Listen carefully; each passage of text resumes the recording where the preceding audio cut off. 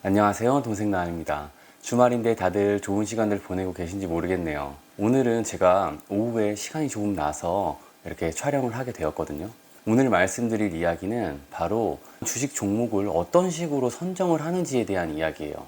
각자 다들 원칙이 있으신 분들도 계시겠지만 생각보다 원칙 없이 주식 투자하시는 분들이 되게 많거든요. 이 영상은 본인이 주식 투자에 원칙이 있으신 분들에게도 도움이 되겠지만 주식 투자의 원칙이 아직 없으신 분들한테는 더욱더 도움이 될 이야기니까요. 끝까지 시청해 주시고 자, 시작해 볼게요. 제가 주식 종목 선정하는 방식은 바로 탑다운이에요. 뭐든지 위에서부터 아래로 내려오는 식으로 생각을 하는 거거든요. 제가 지금 한국 주식을 주로 하고 있으니까 한국 주식을 기준으로 얘기를 드려볼게요. 그럼 제일 위에 뭐가 있죠? 코스피 지수와 코스닥 지수가 있겠죠. 그러면 그 코스피 지수와 코스닥 지수의 추세를 먼저 생각을 해보는 거예요. 그 추세를 파악하기 위해서 여러분들이 알아야 할 것들은 여러 가지가 있겠죠. 어떤 거시적인 세계 경제의 상황, 어떤 이벤트부터 시작해서 한국 GDP 그리고 수출과 수입에 대한 어떤 상황들도 알아야 될 거고요. 그 다음에 물가 상황, 금리 상황 당연히 알아야 될 거고요.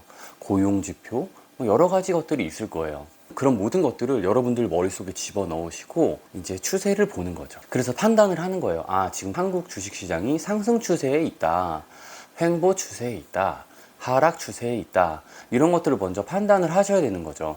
그래서 상승 추세에 있다 그러면 어떻게 하셔야겠어요? 그 추세를 선도하는 섹터들이 있을 거예요. 그 섹터들 위주로 해서 집중 매수를 하시면 수익이 날 거고요. 횡보하는 장에서는 보통 중소형주 위주로 섹터별로 또 살펴보셔야 될 거고요. 하락 추세에 있는 장에서는 하락 추세를 이겨내는 그런 종목들을 찾아내셔야겠죠. 본인의 역량에 따라서 내가 하락 추세에서는 주식을 할 자신이 없다, 나는 그런 능력이 아직 안 된다 싶으시면 아주 소액의 금액만 매수하시면서 공부하시면 되고요. 먼저 그 거대한 스트림, 큰 흐름을 예측하는 방법을 공부를 하셔야 되고요. 큰 흐름을 먼저 잡으시고 그 밑으로 내려오면 여러 가지 섹터가 있을 거예요. 뭐 반도체, 뭐 플랫폼, 조선, 자동차 등등 쭉 있겠죠. 섹터들이. 그 섹터들의 흐름을 하나씩 살펴보셔야 돼요. 섹터 ETF로 추세도 한번 보셔야겠고요. 섹터별로 전망에 관한 이야기들도 한번 찾아보시고 공부해 보시는 것도 좋은 방법일 거예요.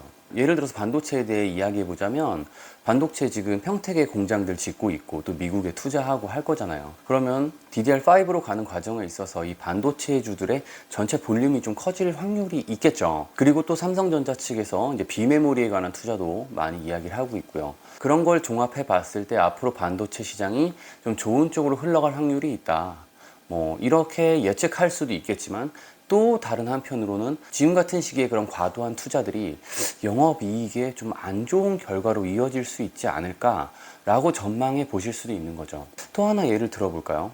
조선주 같은 경우에 수주가 증가할 수밖에 없는 상황에 놓여 있고 긍정적인 뉴스들이 많이 쏟아지는데 계속 힘을 못 쓰고 있어요.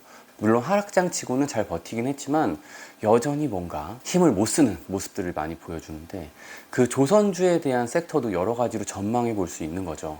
조선에 대한 미래는 밝지만 너무 일찍 기관과 개인들이 냄새를 맡았던 거죠. 외국인 입장에서는 아직 조선주를 올리고 싶지 않다라고 판단했을 수도 있는 거죠. 여러 가지 측면으로 생각을 해보시고 스스로 결정을 잘 해보시도록 노력을 하셔야 되는 거고, 그 눈을 키우는 게 여러분들이 일단 목표가 되는 거예요.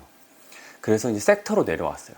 그래서 여러분들이 어떤 한 섹터가 괜찮다, 앞으로 이제 6개월 후, 1년 후에 좋은 결과를 가져올 것 같다라는 섹터가 눈에 보이시면 이제 종목으로 내려가는 거예요. 예를 들어볼게요. 반도체 얘기 아까 했으니까 반도체로 한번 해볼까요?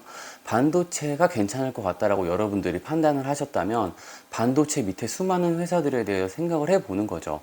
일단 삼성전자나 하이닉스 같은 대형주들도 있겠고, 그 밑에 소부장이라고 해서 소재, 부품, 장비, 반도체에 관련된 수많은 회사들이 있을 거 아니에요.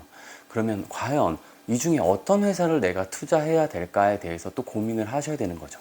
이런 식으로 위아래로 내려오는 거죠. 그래서 그런 회사를 선정할 때는 이제 회사의 재무제표 당연히 보셔야겠죠. 어떤 분들은 이제 뭐 재무제표는 이미 과거의 이야기이기 때문에 볼 필요 없다라고 하시는 분들도 있어요. 물론 재무제표가 주식을 선정하는 데서 절대적인 요인은 아니지만 재무제표 보셔야 돼요. 이 회사가 어떤 이익 구조를 가지고 있고 어떤 영업이익을 내고 있고 당연히 중요한 거거든요. 여러분들에게 뭐 실적이 난다고 해서 주식이 오르는 것이 아니다, 뭐 이런 식으로 얘기를 하고 월봉을 보고 주식을 해야 된다고 말씀을 드렸지만, 한 종목을 선택하고 매수까지 이어지는 과정에는 이런 모든 것들을 고려를 하셔야 되는 거예요. 아셔야 된다는 거죠. 그래서 재무제표도 한번 보시고 이 회사가 정말 어디서 매출이 오는지도 확인을 하시고 여러 가지를 복합적으로 고민을 해 보셔야 되는 거예요. 그래서 이쯤 되면 이제 개별 차트도 유심히 보셔야 되는데요. 한 종목의 월봉을 먼저 보셔서 전반적인 이 흐름을 확인을 하시고, 그 다음에 끝이 아닙니다. 이제는 매매까지 이어지기까지는 주봉과 일봉까지 확인을 당연히 하셔야 되는 거고요.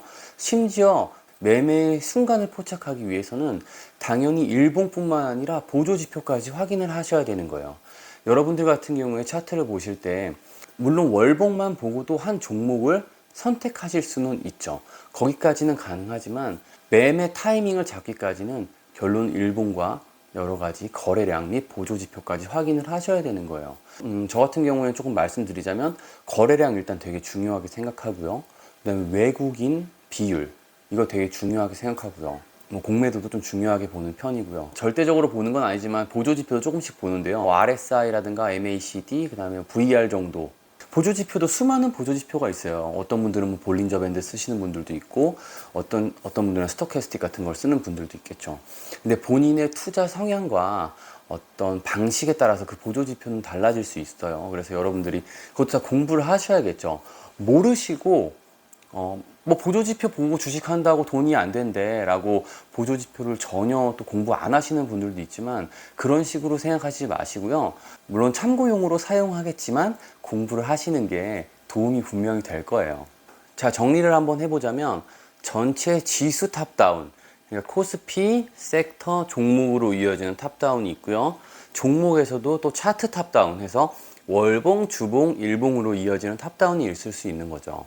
자, 오늘 시간에는 결론은 탑다운에 대해서 말씀드렸어요. 개인적으로 뭔가 원칙이 없다 이렇게 스스로 생각하시는 분들 같은 경우에는 저처럼 이렇게 탑다운 방식의 원칙을 한번 가져보시는 건 어떨까 생각해 봅니다. 자, 아시죠? 전 여러분들 모두 진심으로 부자가 되셨으면 좋겠고요. 오늘도 영상 시청해 주셔서 감사합니다. 괜찮으셨으면 구독, 좋아요 부탁드릴게요. 다음에 또 뵐게요.